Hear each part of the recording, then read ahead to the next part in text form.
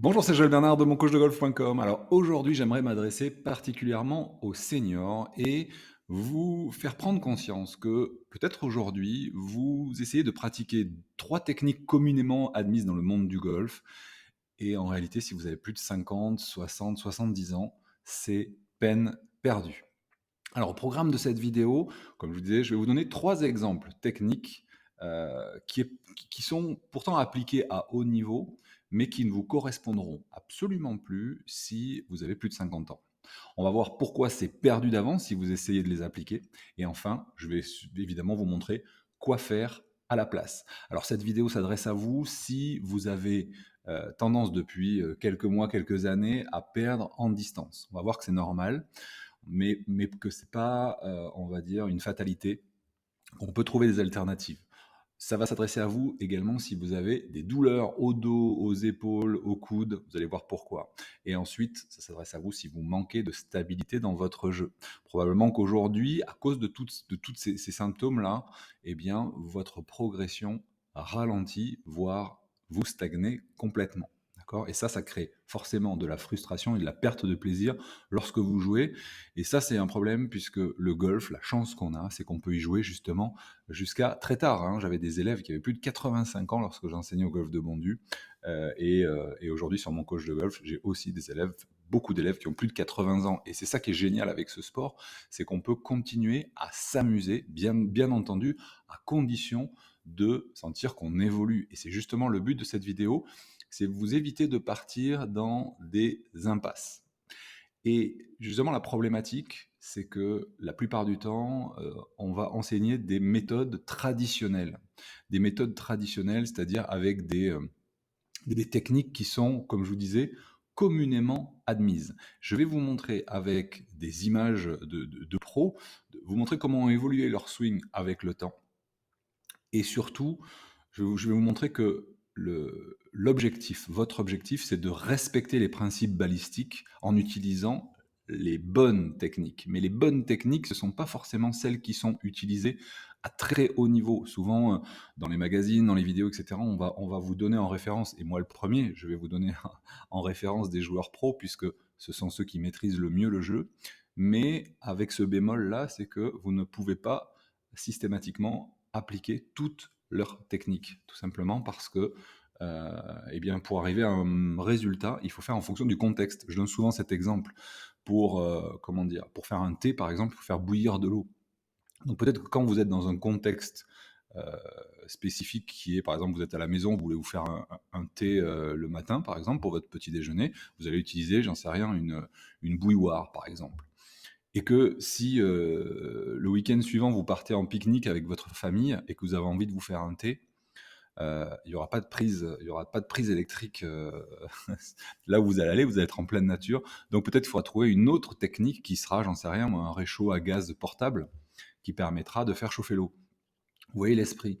Eh bien justement, ce sur quoi je veux vous emmener aujourd'hui, c'est que aujourd'hui, enfin aujourd'hui, depuis longtemps, la grande majorité des techniques qu'on va vous proposer de façon conventionnelle n'est pas adaptée à des joueurs seniors. Pour quelle raison? Parce qu'il y a trois paramètres physiques qui évoluent inévitablement, qui sont la perte de souplesse, la perte de tonicité et la perte d'équilibre. Et souvent, on parle des seniors à 60-70 ans, mais il faut savoir que ces trois caractéristiques diminuent déjà à partir de 40 ans, voire même parfois avant. Une chose est sûre, c'est que par exemple, au niveau de la tonicité musculaire, vous allez, à 70 ans, vous retrouver avec une perte en moyenne de 50% de votre masse musculaire comparé à vos 30 ou 35 ans, par exemple. Ça, c'est un fait, et cette masse musculaire se transforme en graisse. Ça, voilà, ça a été observé depuis des décennies. C'est comme ça que ça évolue. Donc, il faut composer avec ça, comme je disais, et on va faire avec le contexte. On est moins souple, on est moins tonique, on est moins, comment dire, on est moins stable, on manque d'équilibre. Du coup, eh bien, je vais commencer avec le première caractéristique qui est la souplesse et un aspect que je vais vous montrer maintenant. Je vais aller sur mon logiciel d'analyse, voilà, et je vais vous montrer ici. J'ai pris comme exemple Tiger Woods et Jack Nicklaus, qui sont quand même deux joueurs on va dire les 2 joueurs les plus titrés de l'histoire, hein, avec Jack Nicklaus à droite qui a lui 18 majeurs et Tiger Woods qui en a 15. Donc l'esprit ici, c'est que je voudrais vous montrer une technique qui est communément admise dans le monde du golf, qui est ce qu'on appelle le facteur X, c'est-à-dire la capacité de dissocier votre bas du corps et votre haut du corps, avec on va dire, comme élément, plus vous tendez le ressort, c'est-à-dire plus vous tournez vos épaules avec des jambes qui résistent, plus au retour vous allez avoir un effet de ressort, justement, qui va vous donner de l'accélération. Sauf que quand on perd en souplesse, si on continue de résister avec son bas du corps et essayer de ne pas bouger les jambes, eh bien fatalement, on va perdre un élément essentiel pour votre puissance qui est l'amplitude. Et je voudrais vous illustrer ça. On va commencer avec Tiger Woods. On va le mettre ici en vert. Je voudrais vous montrer ici, par exemple, l'avant de sa cuisse droite et l'avant de sa cuisse gauche pour vous montrer que, voilà, en pivotant complètement son dos à la cible, voilà, il a assez peu bougé son bassin. Regardez ses hanches. On dirait que bon, il n'a pas de ceinture là, mais on pourrait dire que sa boucle de ceinture est quasiment restée face à la balle. Si vous observez ici, 32 ans plus tard, puisque vous avez vu la première photo date de 90 et celle-ci date de 2022, vous pouvez remarquer que son bas du corps a nettement plus tourné ici, et on voit même un petit jour ici au niveau de l'arrière de son genou gauche, vous voyez. Et ça, pour arriver tout simplement au même degré de rotation et à la même amplitude. Si vous regardez, la hauteur par rapport à la tête est similaire, mais il a besoin, pour arriver à garder, à conserver son amplitude, de donner un peu plus de liberté avec le bas du corps. Regardons Jack Nicklaus, avec encore plus d'écart, d'accord, puisque là on est en 1978 et là on est aussi en 2022. Vous allez pouvoir constater exactement la même chose, c'est-à-dire que voilà, quand il était plus jeune, il avait, on va dire, un degré de rotation de hanche qui était assez faible, donc il appliquait vraiment ce concept du facteur X.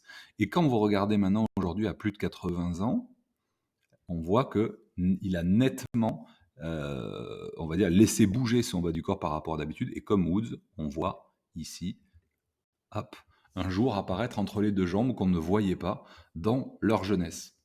Donc ça, c'est un critère qui est essentiel. Ça veut dire que plus votre souplesse, plus vous allez manquer de souplesse, plus vous allez devoir libérer le bas. Donc arrêtez d'appliquer la technique du facteur X et laissez jouer de plus en plus de votre bas du corps. Et ça, c'est un aspect qu'a noté Cyril Gindre, le docteur en sciences du mouvement, avec qui on organise chaque année des ateliers live. Eh bien, il m'expliquait qu'avec le temps, on devenait de plus en plus associés. Et ici, vous voyez, on a la preuve. J'aimerais maintenant vous parler d'un deuxième aspect qui est essentiel au golf, qui est l'équilibre. Si vous perdez votre équilibre, vous perdez votre contact. Et la qualité du contact au golf, c'est ce qu'il y a de plus important. En 1, c'est le contact. En 2, c'est la maîtrise de la direction. En 3, c'est la maîtrise de la longueur. J'aimerais vous montrer un joueur. Ici, on va mettre Lee Trevino et on va mettre lorsqu'il était jeune. On va parler donc d'équilibre. Voilà. Donc là, vous le voyez ici en swing. Je vais vous laisser, hop, je vais vous montrer ça au ralenti. Et j'aimerais vous laisser observer son pied droit. Donc regardez le transfert de poids du pied droit au pied gauche. Et le pied droit, regardez, se soulève complètement pour venir sur la pointe. C'est-à-dire qu'on va dire que 80 à 90% du poids est sur sa jambe gauche. Donc ce qu'on pourrait appeler en appui unipodal. Et j'aimerais que vous observiez ce même joueur plusieurs années plus tard et que vous constatiez que pour le même coup, il n'est pas, on va dire, dans la même proportion. Alors, ce n'est pas exactement le même plan, mais ce que vous pouvez, je pense, observer, et si je le grossis, peut-être que ça se verra encore mieux, je vais le grossir ici, ce que vous pouvez observer, c'est que son pied droit est encore posé. Il n'est pas du tout sur la pointe. C'est-à-dire qu'il a un appui, certes, qui est plus sur le pied gauche, sur la jambe avant, mais cet appui, on va dire, a besoin d'une cale qui est sa jambe droite. Donc là, on va dire grosso modo, il est à 2 tiers à gauche, 1 tiers à droite. Il continue à maintenir son poids quand même, on va dire, entre les 2 pieds, avec évidemment plus de proportion vers la jambe avant. Mais ça n'a rien à voir avec ce qu'il faisait lorsqu'il était jeune. J'aimerais vous montrer un autre joueur, qui est Jack Nicklaus. Je vais aussi vous le montrer ici jeune. Et ensuite, ici, hop, c'était l'année dernière, lors de la cérémonie d'ouverture du Masters. J'aimerais, pour la même chose, c'est que vous constatiez, regardez son pied droit, hop, ici, il frappe un plein coup et il se retrouve avec le pied droit complètement sur la pointe, de façon classique, hein, ce qu'on apprend avec, voilà, avec le bassin qui tourne et l'appui, une fois de plus, unipodal avec, on va dire, 90-10 sur la jambe gauche. Observez maintenant, donc avec son talon, j'aimerais vous montrer, voilà, quand il frappe la balle, regardez son talon, je vais l'enlever ici pour que vous voyez bien, et je vais ici faire un petit rond, voilà, et je vais vous le grossir, tiens. En le grossissant, ça sera encore plus net. Voilà. Maintenant, observez bien, ce même joueur, plusieurs années plus tard, regardez son pied droit. Son pied droit n'est plus du tout levé, il est carrément posé. D'accord? Alors Jack Nicklaus a 82 ans, il avait 81, je crois, au moment où cette vidéo a été tournée, puisque c'était la cérémonie d'ouverture de 2022.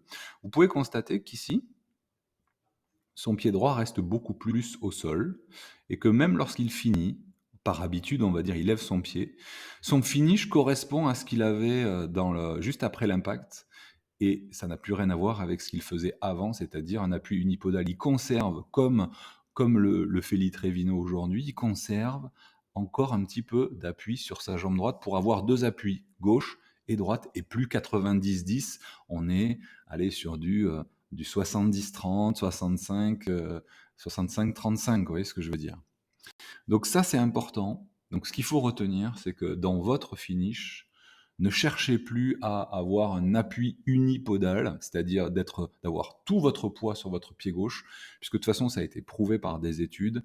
Plus on avance en âge, et moins notre stabilité est bonne. Donc, vous devez favoriser des appuis où eh bien, vous levez beaucoup moins le pied droit. Voilà, donc ça, c'est mon deuxième conseil.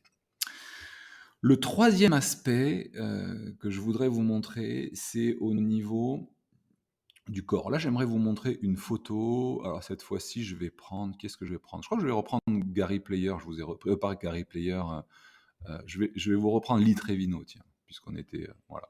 Évidemment, je vous ai choisi des... Pourquoi il veut pas? Attendez, j'ai un petit problème. Bon, remarque, je vais faire ça comme ça. Voilà, je vais la voir. Je vais agrandir ici pour que vous voyez bien. Voilà. Et de manière classique, ce qu'on demande aux golfeurs, c'est ce que vous pouvez observer sur la photo. Je vais enlever ça. Hop, sur la photo de gauche, c'est-à-dire des mains ici qu'on appelle passives dans la zone d'impact. Si vous regardez le club, si je dessine le club, il est entre les deux bras. Vous voyez, il a largement traversé la balle et son club reste entre les deux bras. Il conserve ce qu'on appelle le Y. Ça sous-entend quoi? Ça sous-entend un engagement du corps vraiment important. Ça veut dire quoi, un engagement du corps? Ça veut dire que, vous voyez, son sternum, là, on peut deviner, je vais mettre une flèche, je vais mettre en orange, on peut deviner que son sternum pointe ici vers les mains ou même vers la tête de club, vous voyez. Et quand on est senior, on n'a plus, on va dire, cette disponibilité de rotation qui permet de garder des mains passives. On n'a plus la tonicité musculaire pour engager de façon énergique le corps pour générer de la vitesse. D'accord? Alors, c'est quoi cette technique, on va dire, communément admise? On va dire que les gros muscles font bouger les petits muscles, c'est-à-dire la fameuse expression américaine « the inside move the outside », comme il s'appelle. Dans les années 90-2000, Leadbetter employait cette image, cette analogie du chien. Il dit « c'est le chien qui bouge la queue, c'est pas la queue qui bouge le chien ». Sauf que quand on est moins tonique, comme je vous disais, à partir de 40 ans, notre masse musculaire diminue jusqu'à 50% lorsqu'on arrive à 70 ans. On est moins tonique. Donc on a cette capacité à tourner dans la balle qui est diminuée. On est moins souple. Donc l'angle de rotation, il est aussi diminué. Eh bien, À ce moment-là, qu'est-ce qu'il faut faire? Je vais nettoyer ça et je vais juste vous faire observer où se trouve le sternum. On va dire que le sternum, ici, pointe vers la tête de club, où se trouvent les mains et où se trouve le club. Voilà. Donc, on va dire que tout est aligné. Là, on va deviner, le sternum, il est un petit peu moins tourné, normal. Il a perdu un petit peu de comment dire, de degré de rotation, c'est normal. Et ce que j'aimerais, alors je ne sais pas si vous le voyez, regardez ici, c'est un peu dans l'ombre, mais le club, au même moment, se retrouve comme ceci, alors qu'il était ici lorsqu'il était plus jeune. Ça veut dire quoi? Ça veut dire qu'il a beaucoup plus recouvert. Je vais enlever, donc vous voyez le club ici. Je vais nettoyer ici pour que vous voyez bien. Regardez la main droite et la main gauche, on voit les deux mains. Ici, on aperçoit un petit bout du gant. Bon, c'est flouté parce que c'est à pleine vitesse, mais on voit que la main droite recouvre la main gauche. C'est ce que j'appelle moi le release Karlovic, ou le drill, enfin, qu'on peut ressentir avec le drill de l'autostoppeur. Je vais vous le donner dans une prochaine vidéo. Mais ce que je veux que vous observiez, c'est que, c'est que avec l'âge, on est obligé d'accélérer le club beaucoup plus avec ses mains parce que notre corps est moins disponible, et en souplesse, et en tonicité. Ça veut dire quoi? Ça veut dire, ne cherchez plus, si c'est votre cas, hein, peut-être que c'est pas votre cas, mais si c'est votre cas, ne cherchez plus à garder des mains passives comme on pourrait les avoir au petit jeu. Alors au petit jeu, je vous conseille de les garder passives parce que l'amplitude est, est faible. Du coup, vous avez normalement la disponibilité articulaire, même à 70 ou 80 ans, pour le faire. Mais ce qui est sûr, c'est que sur un plein swing, vous ne l'avez pas. Moi-même, je l'ai beaucoup moins et j'ai 50 ans au moment où je tourne cette vidéo. L'esprit, c'est que vous devez arrêter de chercher à avoir des mains passives dans votre long jeu parce que votre corps ne peut plus autant bouger. Voilà, donc je récapitule. On a vu trois choses. On a vu la technique, vous vous rappelez, je vais vous remontrer ça rapidement. On a vu la technique ici des hanches et du bas du corps. Tiens, je vais vous mettre une photo. Voilà, cette photo voilà, qui permet de bien se rendre compte. Eh bien, avant, tiens, je vais vous mettre hop, Tiger Woods. Où est-ce qu'il est, Tiger Woods? Avant, vous vous rappelez Tiger Woods? Voilà, je ne l'ai pas rangé, c'est pour ça. Elle était là. Je ne l'ai pas rangée au bon endroit. C'est comme ça, quand on ne range pas, on ne trouve pas, hein. Hop, là. Donc, je vous ai démontré que voilà, avec l'âge, ben, on a besoin de tourner plus le bassin et vous pouvez le constater. Alors là, cette fois-ci, c'est la cérémonie d'ouverture 2023 et vous pouvez voir les genoux ici, les hanches, ça tourne, d'accord? Il y a un autre aspect, mais il y a plein d'autres aspects, mais je peux vous les dire rapidement ici. Le fameux bras, vous voyez, bras gauche tendu, d'accord, pour avoir le maximum d'amplitude. Une autre caractéristique qui a été découverte, ou en tout cas observée par Cyril Gindre, c'est que en vieillissant, plus on vieillit, plus on devient compact. C'est comme ça que vous pouvez observer des bras, vous voyez, chez Tom Watson, chez Arnold Palmer, chez comment il s'appelle, Jack Nicklaus, des bras gauches qui sont pliés parce que on devient de plus en plus compact avec l'âge. Donc ça, c'est le premier critère, c'est, enfin, vous voyez, je dévie un petit peu, mais c'est la souplesse. Compenser le manque de souplesse par un bas du corps beaucoup plus mobile. Le deuxième aspect, c'est l'équilibre. L'équilibre doit, enfin, la perte d'équilibre due à l'âge doit vous inciter à garder, hop là, voilà, je vais le mettre ici, à garder vos deux pieds, pas complètement au sol, complètement, mais ça se lève, mais l'esprit, garder du poids sur votre pied droit pour que vous ayez à la fois le pied droit et le pied gauche qui vous servent de stabilisant. Si vous êtes que sur un pied, vous ne tiendrez pas. Et l'autre chose que je vous ai montré, c'est la notion de release avec laisser jouer un petit peu plus les mains. Hop, je vais vous montrer ici. Laissez jouer un petit peu plus les mains, regardez. Schlac, voilà, vous voyez, un fouet ici des mains. On déplie les poignets et on laisse la tête de club passer, voilà, ce que j'appelle le release Karlovic, je vais vous en reparler. Et justement, ça c'est pour compenser la perte de tonicité et de mobilité. Voilà, donc ça c'était le message du jour. Et si vous voulez aller plus loin, j'ai fait une deuxième vidéo dans laquelle je vous montre, comment dire, le test de la croix. Le test de la croix, ça va vous permettre de vous rendre compte qu'en bougeant simplement votre pied droit de deux façons, je vous donne les deux façons de le bouger, vous pouvez récupérer ici, vous voyez l'amplitude que vous aviez plus jeune, d'accord? Sans devoir vous contorsionner. Donc je vous montre ça dans la prochaine vidéo et je vous montre comment également accéder à 17 autres techniques, des techniques qui sont alternatives justement pour contourner les 6, je vous parle des 6, comment ça s'appelle?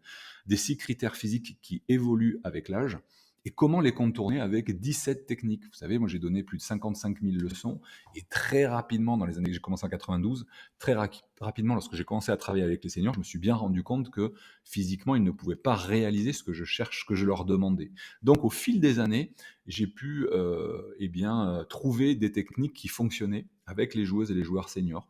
Et je vous les partage justement. Je vous explique comment y accéder dans la prochaine vidéo. Je vous mets ici en haut à gauche le i comme info. Vous cliquez dessus, vous arrivez directement sur la vidéo. Je vous mets également le lien dans la description et dans les commentaires. Comme ça, vous êtes sûr de le retrouver. Et je vous retrouve tout de suite